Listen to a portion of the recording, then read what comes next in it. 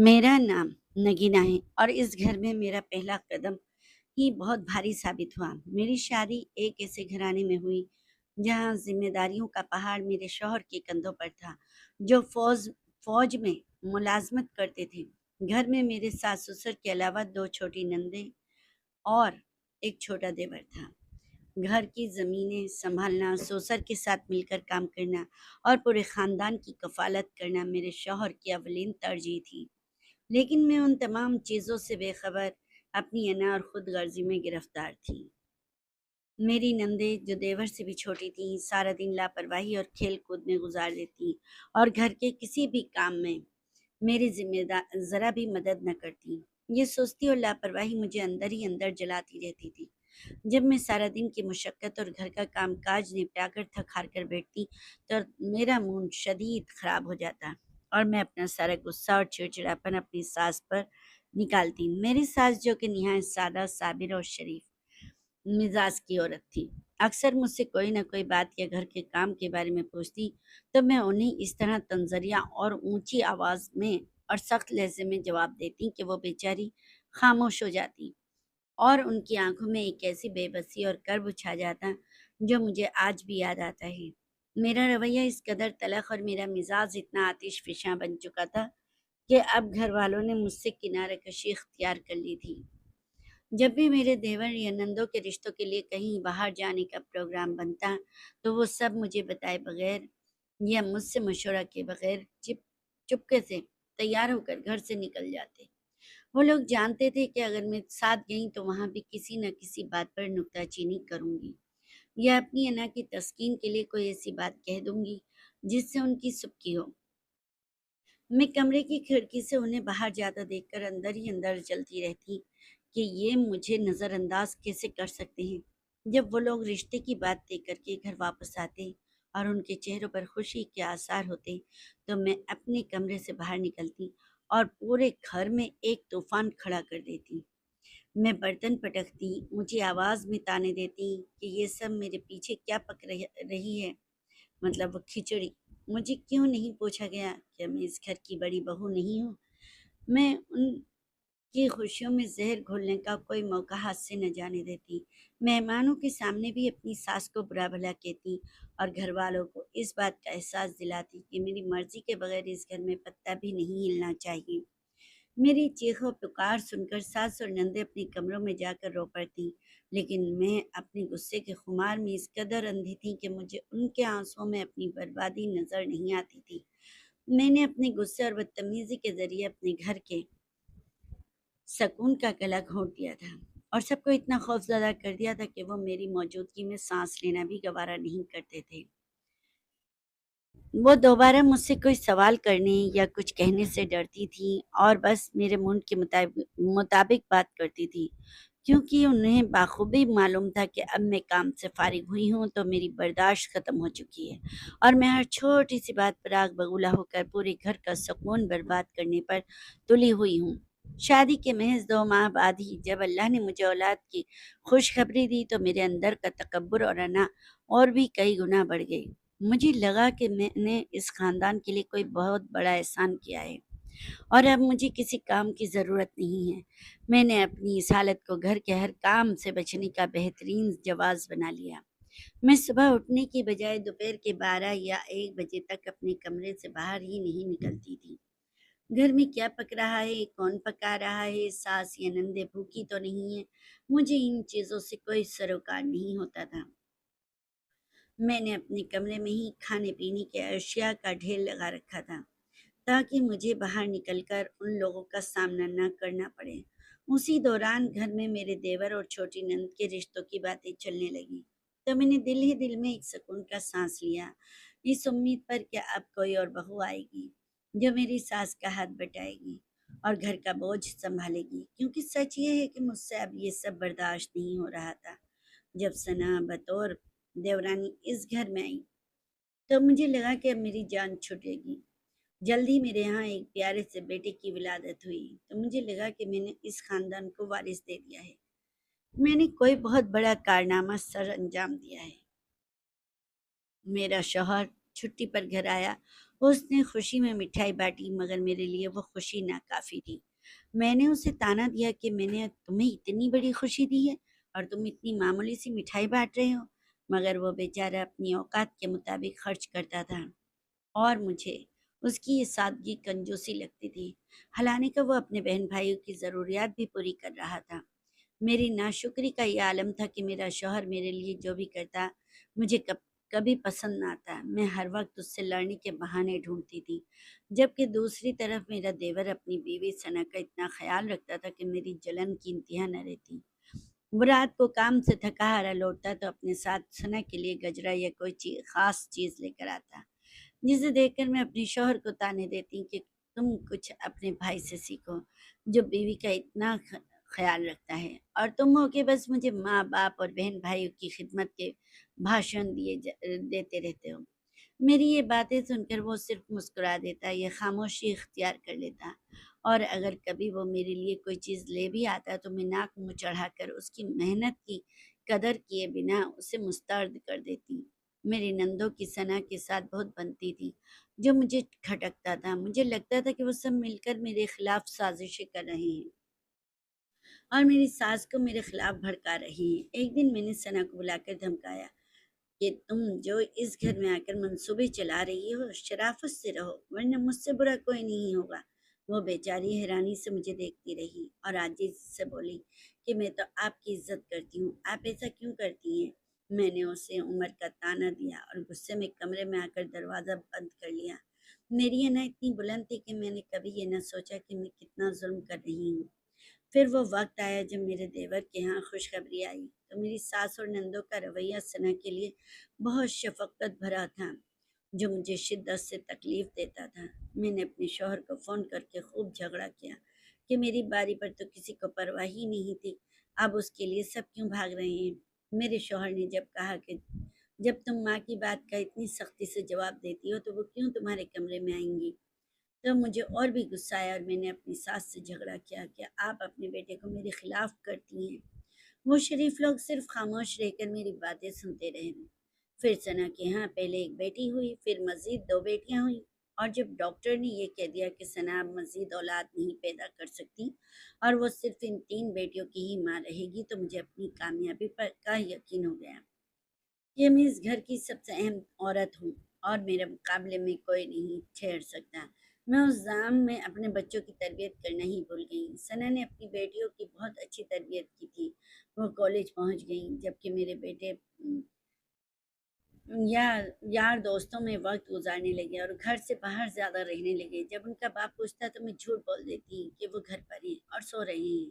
جب بھی وہ چھٹی پر آتے تو میں انہیں سختی سے کہتی کہ گھر سے باہر قدم نہ نکالنا، مگر میری کوئی بھی بات انہیں سیدھے راستے پر نہ لا سکی، اور میری زندگی کا یہ دور شاید میری اپنی ہی بنائی ہوئی غلطیاں اور انا کا ایک ایسا بھنور تھا جس میں میں خود بھی ڈوب رہی تھی اور اپنے بیٹوں کو بھی لے کر ڈوب رہی تھی۔ میں اپنے بیٹوں کو ان کے باپ کی نظروں سے بچا کر چوری چھپے پیسے دیا کرتی تھی، یہ سوچ کر کہ میں ان کے دل میں اپنی محبت کا گھر بنا رہی ہوں۔ میری نظر میں یہ ماں کی ممتا تھی، مگر حقیقت میں ان کی بگڑتی ہوئی اخلاقیات کو مزید شے دینے کا راستہ تھا۔ جب بھی ان کے والد کنجوسی کا مظاہرہ کرتے، پیسوں کا حساب کتاب کرتے اور ان سے پوچھتے کہ یہ فلاں مہنگی چیز لینا کیوں ضروری ہے، یا وہ اس عمر میں اتنی فضول خرچی کیوں کر رہے ہیں، تو مجھے ایسا محسوس ہوتا ہے جیسے وہ میرے بچوں کی خوشیوں کا گلا گھونٹ رہے ہوں۔ میں ان پر برس پڑتی اور انتہائی تلخ لہجے میں کہتی کہ اللہ نے آپ کو بیٹے دیے ہیں اور آپ کو ان کی قدر ہی نہیں ہے۔ ہر بات پر انہیں روکنا ٹوکنا آپ کا روز کا معمول بن چکا ہے۔ میں ان سے بحث کرتی اور کہتی کہ ان کے بچپن کے دن ہیں، اگر آج ہم ان سے یہ چھوٹی چھوٹی خوشیاں چھین لیں گے تو وہ بڑے ہو کر اپنی محرومیاں کیسے پوری کریں گے۔ میں انہیں طعنہ دیتی کہ میرے دیور کی بیٹیاں ہیں اور وہ کس قدر فیاضی سے ان کی ہر ضرورت پوری کرتا ہے، جبکہ آپ کو بس بچوں کو روکنے اور ٹوکنے کے سوا کچھ نہیں آتا۔ ہماری یہ کشمکش دن بہ دن بڑھتی گئی، یہاں تک کہ گھر کا ماحول کسی میدان جنگ کی طرح تلخ ہو گیا۔ میں اپنی انا کے حصار میں اتنی اندھی ہو چکی تھی کہ مجھے اپنے شوہر کا اخلاص اور ان کی دور اندیشی نظر ہی نہیں آتی تھی۔ مجھے لگتا تھا کہ میں اپنے بیٹوں کی بہترین حمایت کر رہی ہوں، جبکہ حقیقت میں انہیں ایک ایسی راہ پر ڈال رہی تھی جس کا انجام تباہی کے سوا کچھ نہ تھا۔ اسی کشمکش کے دوران میری ساس کا انتقال ہو گیا، جس سے گھر کا ایک بڑا سایہ سر سے اٹھ گیا۔ پھر میری چھوٹی نند کی شادی کا وقت آیا۔ مہندی کی تقریبات کی تیاریاں عروج پر تھیں اور میں گھر کے کاموں، مہمانوں کی دیکھ بھال اور اپنی انا کی تسکین میں اس قدر مصروف تھی کہ مجھے اپنے بیٹوں کی نقل و حرکت پر نظر رکھنے کا وقت ہی نہ ملا۔ ایک لمحے کے لیے جب میں نے باورچی خانے کے دروازے سے گلی میں جھانکا تاکہ اپنے چھوٹے بیٹے کو دیکھ سکوں، تو وہاں میں نے اپنے بڑے بیٹے فہد کو دیکھا، جو اپنے کچھ بگڑے ہوئے دوستوں کے ساتھ گلی کے کونے پر کھڑا تھا، جس کے ہاتھ میں ایک پسٹل تھا اور وہ ہوائی فائرنگ کر رہا تھا، جبکہ اس کے چہرے پر ایک خواہشانہ قسم کی خوشی اور جوش تھا۔ میں یہ دیکھ کر سکتے میں آ گئی، میرا دل دہل گیا، میری سانسیں جیسے گلے میں اٹک گئیں اور میری آنکھوں کے سامنے اندھیرا چھا گیا۔ میرا اس قدر حیران اور سکتے میں تھی کہ میرے منہ سے ایک چیخ تک نہ نکلی۔ اگلے دن جب میں نے اسے ڈانٹا تو اس نے الٹا مجھ پر ہی غصہ نکالا اور انتہائی بدتمیزی سے کہنے لگا کہ خوشی کا موقع ہے اور آپ فضول میں پابندیاں لگا رہی ہیں۔ آپ تو ایسی نہیں تھی، اب آپ بھی ابا کی طرح قدامت پسند اور شکی ہوتی جا رہی ہیں۔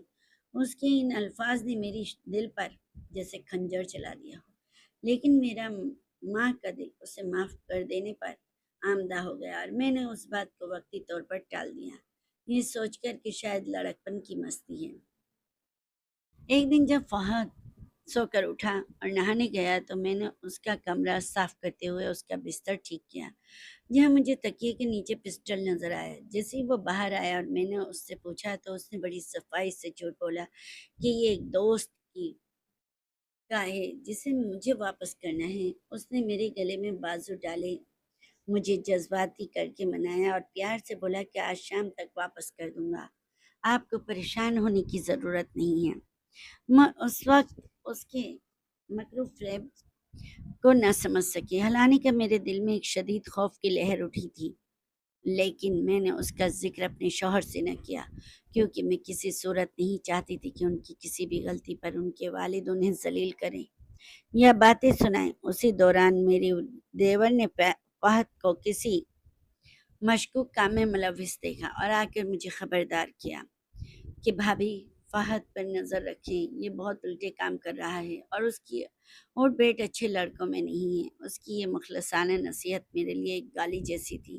میں نے اسے ہی کھری کھری سنا دی کہ تم میرے بیٹوں سے حسد کرتے ہو کیونکہ تمہارے یہاں بیٹیاں ہیں اور اللہ نے تمہیں بیٹے نہیں دیے۔ میرا دیور بیچارہ خاموش ہو کر چلا گیا، لیکن ہمارے گھر کے درمیان اب خلیج پیدا ہو چکی تھی۔ جب ہم الگ ہوئے اور فہد کے ابا ریٹائرمنٹ کے قریب تھے تو میں نے فہد سے اس بات کا ذکر کیا، جس پر اس نے مجھے مزید بھڑکا دیا کہ چچا ہم سے جلتے ہیں اور باہر بھی میری بے عزتی کرتے ہیں۔ میں نے اپنے شوہر سے پھر جھگڑا کیا کہ تمہارا بھائی میرے بچوں کو برداشت نہیں کر پا رہا، حالانکہ وہ حقیقت سے کتنے دور تھے، لیکن میں اپنی انا میں اندھی ہو چکی تھی۔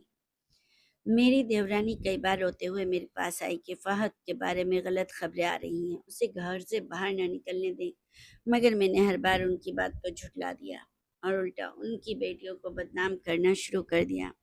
میں نے پورے خاندان میں یہ پھیلانا شروع کر دیا کہ ان کی بیٹیاں برقع پہن کر شہر میں گھومتی ہیں اور نہ جانے کہاں کہاں جاتی ہیں۔ ایک دن میری دیورانی نے رو کر التجا کی کہ میری بیٹیوں کو بدنام نہ کریں، ان کی شادی کرنی ہے، لیکن مجھے اس وقت صرف اپنے غصے اور انتقام کی آگ نظر آتی تھی۔ فہد جب گھر آیا تو اس کے ماتھے پر چوٹ لگی تھی، وہ حواس باختہ لگ رہا تھا، مگر اس نے وہی پرانا جھوٹ بولا کہ بائک سے گر گیا ہوں۔ میں اس کی حالت دیکھ کر پریشان تھی، لیکن میرا اندھا پیار سچائی تسلیم نہیں کرنے دیتا تھا۔ وہ دن میرے لیے ایک بہت بڑا فریب ثابت ہوا۔ جب فہد شام کو گھر آیا تو اس کے پاس بہت سارے پیسے تھے۔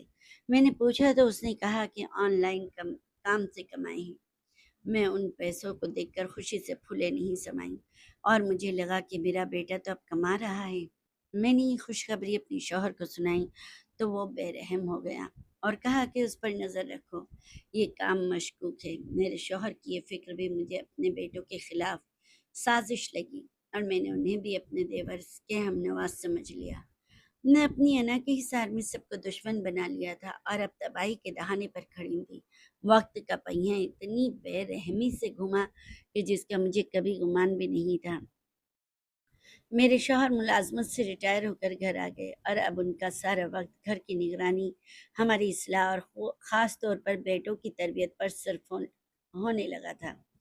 फ़हद जो पहले अपनी मर्ज़ी का खुद मुख्तार बादशाह था, अब अपने बाप के सामने लरज़ने लगा था, क्योंकि बाप की नज़रें उसके हर कदम पर थीं, मगर उसके अंदर की बागी रूह उसे सुकून से बैठने नहीं देती थी। वो दिन भर तो कमरे में बंद रहता या घर के किसी गोशे में गुमसुम बैठा रहता, मगर जैसे ही रात का अंधेरा छाता वो मुझसे ज़िद करता कि अब्बा को मना करें, मुझे अपने दोस्तों के पास जाना है, ये मेरी ज़िंदगी है, आपको क्या तकलीफ़ है? मैं अपनी ममता की अंधी गहराइयों में डूबी हुई उसकी हर बात को सच मान लेती और अपने ही शौहर से लड़ने बैठ जाती। मैं तैश में आकर कहती कि ये लड़का है, कोई लड़की नहीं जो उसे घर की चार दीवारी में कैद कर दें।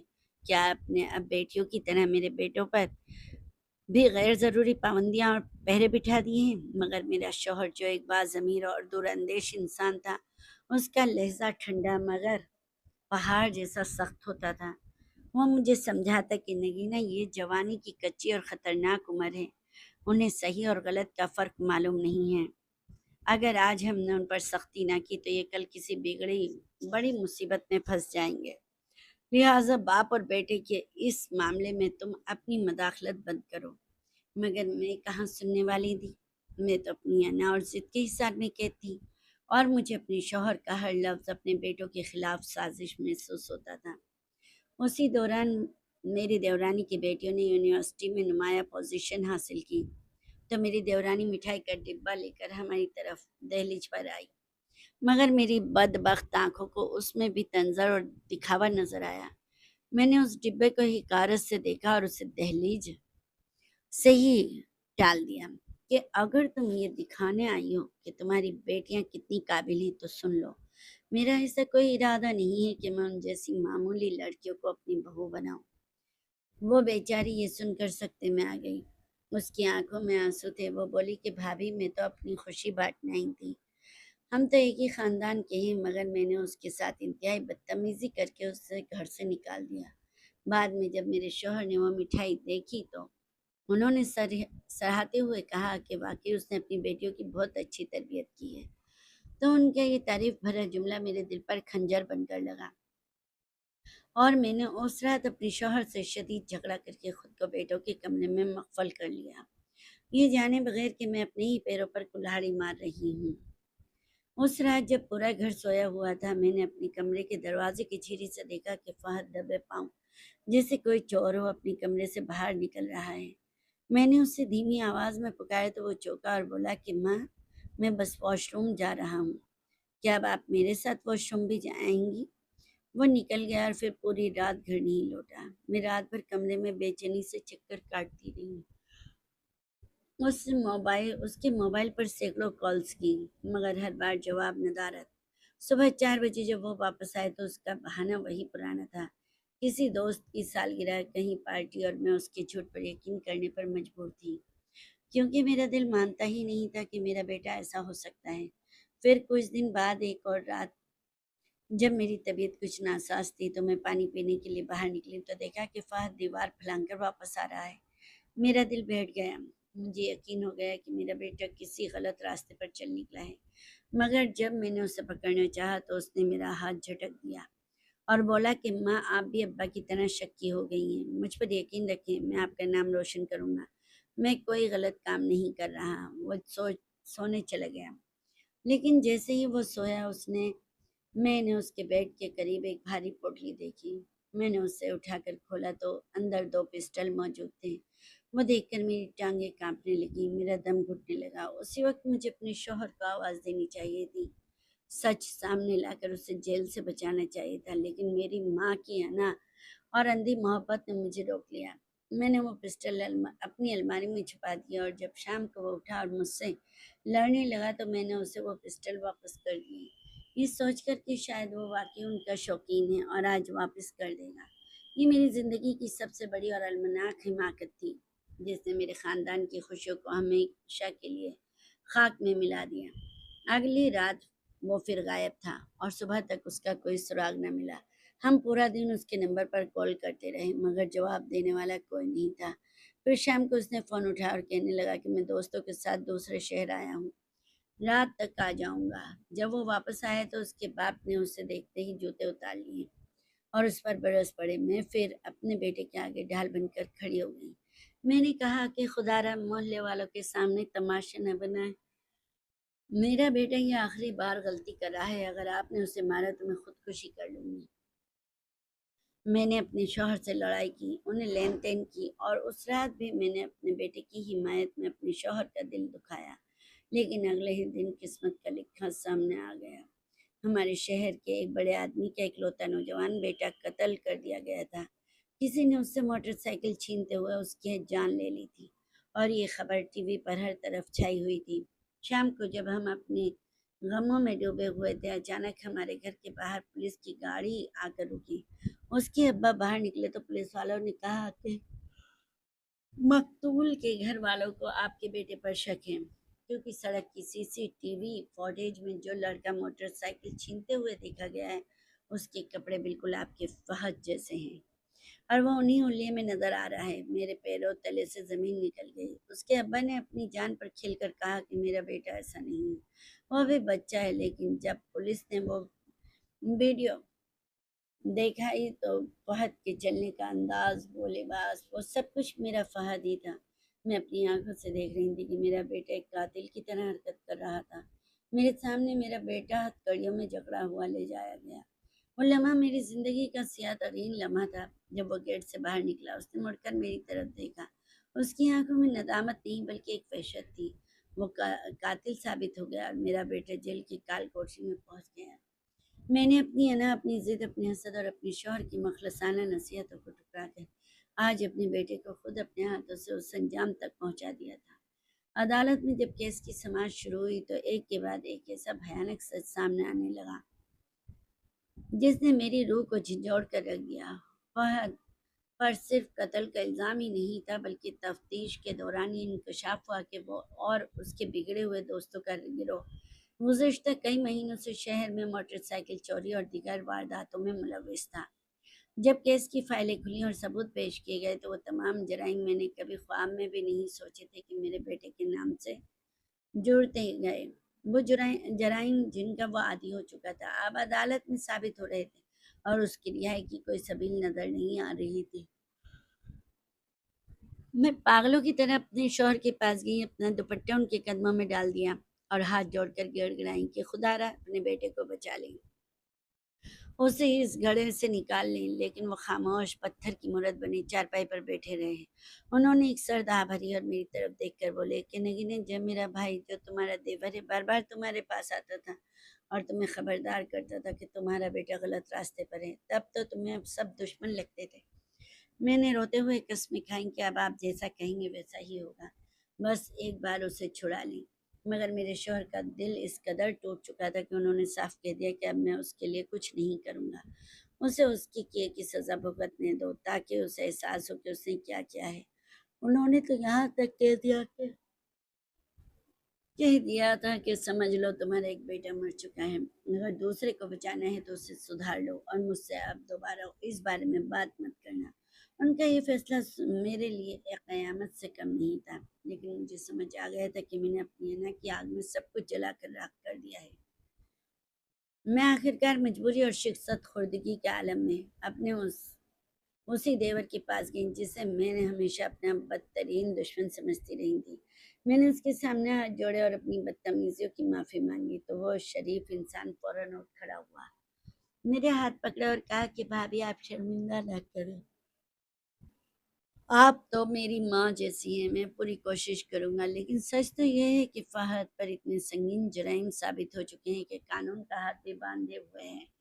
اس نے مجھے تسلی دی کہ وہ مقتول کے حقین سے بات کرے گا، شاید خون بہایا صلاح صفائی کی کوئی صورت نکل آئے تاکہ ہمارا بچہ کسی صورت بچ جائے۔ اسی دن جب میں گھر لوٹی تو میرے دل میں ایک بیٹوں کی عجیب سی شرمندگی تھی۔ جس دیوار کو میں نے ہمیشہ اپنے بیٹوں کے خلاف سازش سمجھا، آج وہی میرے سب سے بڑی مشکل میں میرے شوہر کے ساتھ کھڑا تھا۔ ये कहानी आज एक ऐसे मोड़ पर आकर रुकी है जहाँ मेरा बेटा जेल की काल कोठरी में बंद है और मुकदमा अभी भी जारी है। मैं जब भी उससे मिलने जेल जाती हूँ तो पुलिस की मारपीट से उसका हुलिया बिगड़ा देखकर मेरा कलेजा मुँह को आता है। वो वहाँ बैठकर बिलख बिलख कर रोता है, मुझसे कहता है कि अम्मा बस एक बार अब बस से कह दें कि मुझे छुड़वा लें। मैं दोबारा ऐसी कोई गलती नहीं करूँगा, लेकिन मैं उसे वहाँ अकेला छोड़कर रोती हुई वापस आ जाती हूँ। आज मेरा शौहर और मेरा देवर दोनों उसकी कोशिश में हैं कि शायद कानून की गिरफ्त से वो निकल सकें, लेकिन क्या वो कभी छूट पाएगा ये तो आने वाला वक्त ही बताएगा। मगर उस सब ने मुझे तोड़ कर रख दिया है। मैं अपनी कहानी सुनाने वाली हर माँ और बहन को ये नसीहत करना चाहती हूँ कि औलाद की मोहब्बत में कभी इतनी अंधी ना हो जाएं कि सही और गलत का फ़र्क ही भूल जाएं। बेटों के मामले में लापरवाही मत करें, उन्हें वक्त पर रोकें और सबसे बढ़कर ये कि उनके बाप को कभी दुश्मन न समझें। बाप की जो डांट डपट होती है वो औलाद को तबाही से बचाने के लिए होती है। उसे हसद या दुश्मनी का नाम न दें। अपने शौहरों को अपने बच्चों की हर हरकत की खबर दें, उनके साथ मिलकर बच्चों की तरबियत करें ताकि बाद में आपको उस तरह अपनी औलाद के लिए जेलों के चक्कर न लगाने पड़ें और ना ही मेरी तरह पछतावे के आंसू बहाने पड़ें। आज मेरी ज़िंदगी का हासिल सिर्फ ये सबक है जिसे मैं दुनिया के हर घर तक पहुंचाना चाहती हूँ ताकि किसी और माँ का बेटा इस तरह अंजाम तक न पहुँचे। तो आज की मेरी ये वीडियो के मतलब स्टोरी कैसी लगी प्लीज़ कमेंट्स बॉक्स में ज़रूर बताइए। जज़ाकल्लाह।